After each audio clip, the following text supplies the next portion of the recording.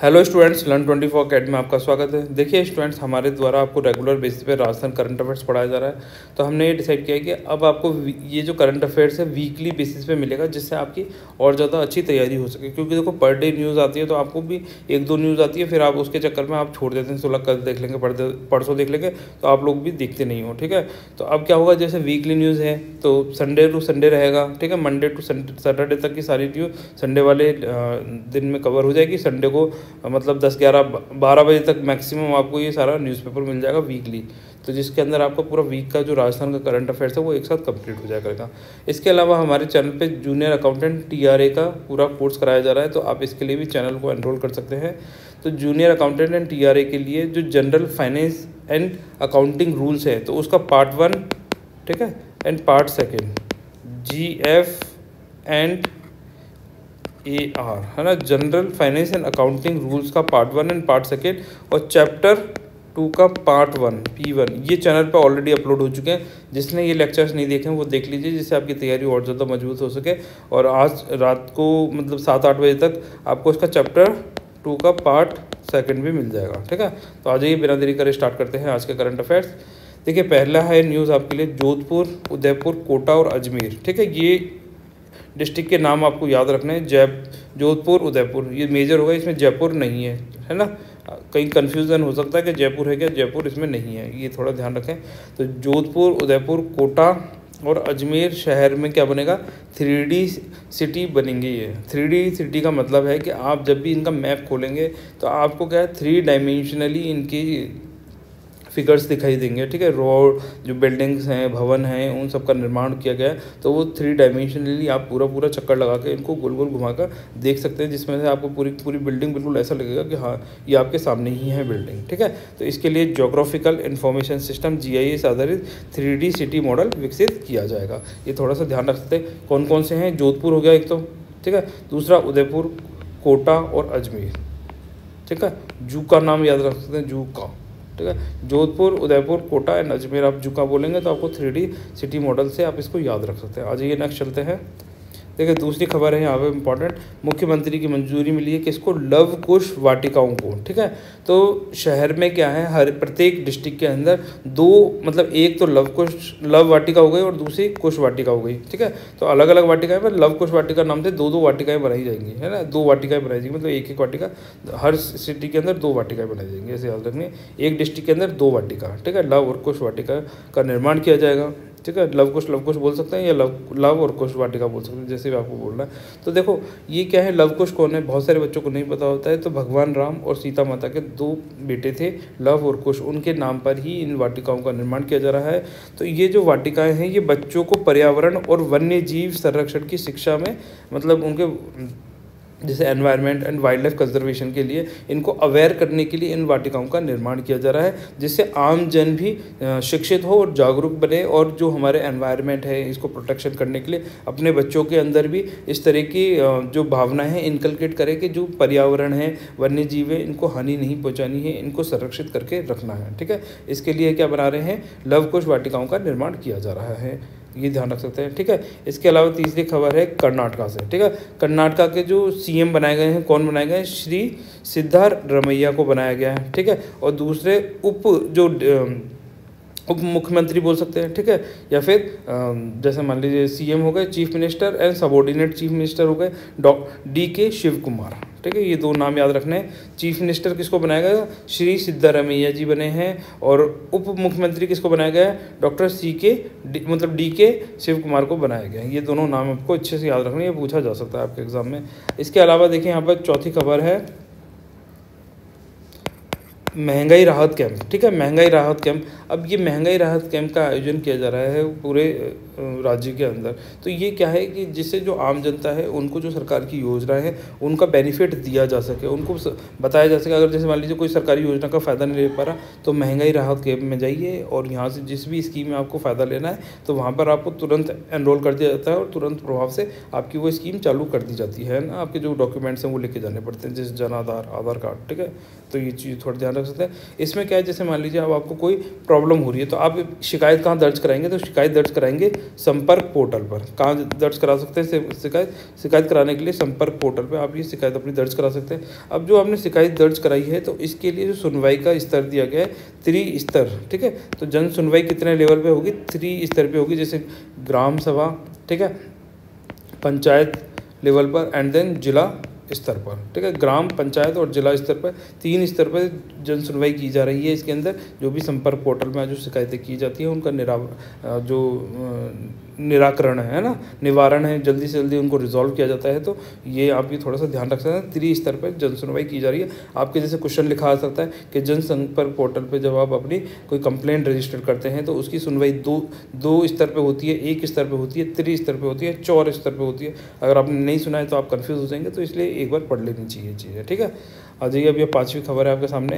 देखो, शिक्षा मंत्री डॉक्टर BD कल्ला जी हैं, ठीक है। तो उन्होंने क्या करा है, बीकानेर में हज हाउस कल्चर सेंटर बनाने के लिए नींव रखी है। तो अब हज हाउस कल्चर है क्या?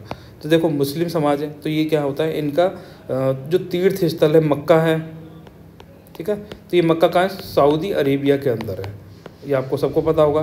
तो हर कोई क्या है, हर मुस्लिम का एक मतलब सपना होता है कि वो मक्का मदीना जाएगा और जो उनके खलीफा है ना, हज़रत मोहम्मद साहिब, तो उनकी क्या है जो मतलब पूजा पाठ करना। जैसे हम तो हिंदू हैं, ठीक है, तो अपन भी जाते हैं, अपने क्या हैं, अपने जैसे वैष्णो देवी जाते हैं, अपन बहुत सारी जगह जाते हैं, हर एक मंदिर में जाते हैं अपन तो, ठीक है। तो इनके क्या है, ये मक्का मदीना जाना चाहते हैं हर कोई। तो उसके लिए क्या हज हाउस कल्चर का निर्माण किया गया है, जिससे क्या होगा, जो भी मुस्लिम समाज का अपने टूरिस्ट मतलब ट्रैवलिंग करना चाहता है, हज करना चाहता है, हज यात्रा पे जाना चाहता है, ठीक है, तो उसको क्या है, यहाँ से पूरी फैसिलिटी मिलेगी, पूरी चीज़ें बताई जाएंगी कि भैया उसकी ये डॉक्यूमेंट्स होने चाहिए, यहाँ ये डेस्टिनेशंस हैं, ऐसे जाना है।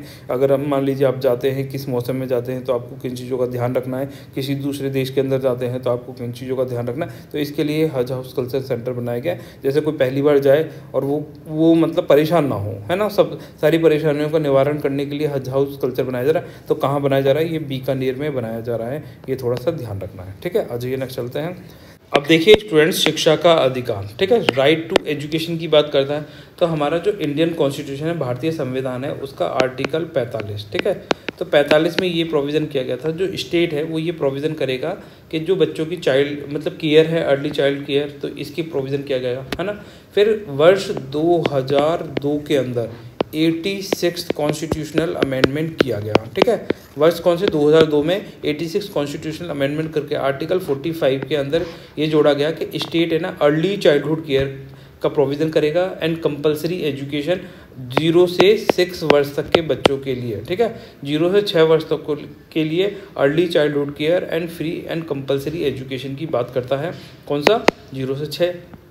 फिर वर्ष 2009 के अंदर, ठीक है, 9 के अंदर free and compulsory education bill लेकर आई इंडियन गवर्नमेंट। तो इसके अंदर क्या किया कि 6 वर्ष से लेकर 14 वर्ष तक के बच्चों के लिए फ्री एंड कंपलसरी एजुकेशन का प्रोविज़न रखा गया था, ठीक है, जिसके अंदर कक्षा 1 से लेकर कक्षा 8 तक की एजुकेशन फ्री ऑफ कॉस्ट उपलब्ध कराई जाती थी।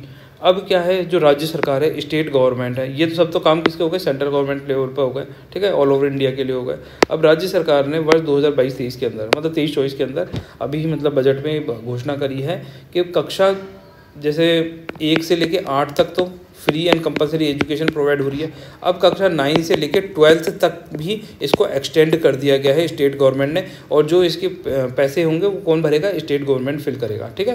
तो कक्षा 9 से लेकर 12 तक भी फ्री एंड कंपलसरी एजुकेशन को एक्सटेंड किया गया है, ठीक है। फ्री एंड कंपलसरी एजुकेशन जो 2009 में आया था, तो वो कब पास हुआ था? 1 अप्रैल, ठीक है, 2010 से ये पास हुआ था ये बिल, ठीक है। तो ये इससे इम्प्लीमेंट माना जाता है 1 अप्रैल 2010 से फ्री एंड कंपलसरी एजुकेशन।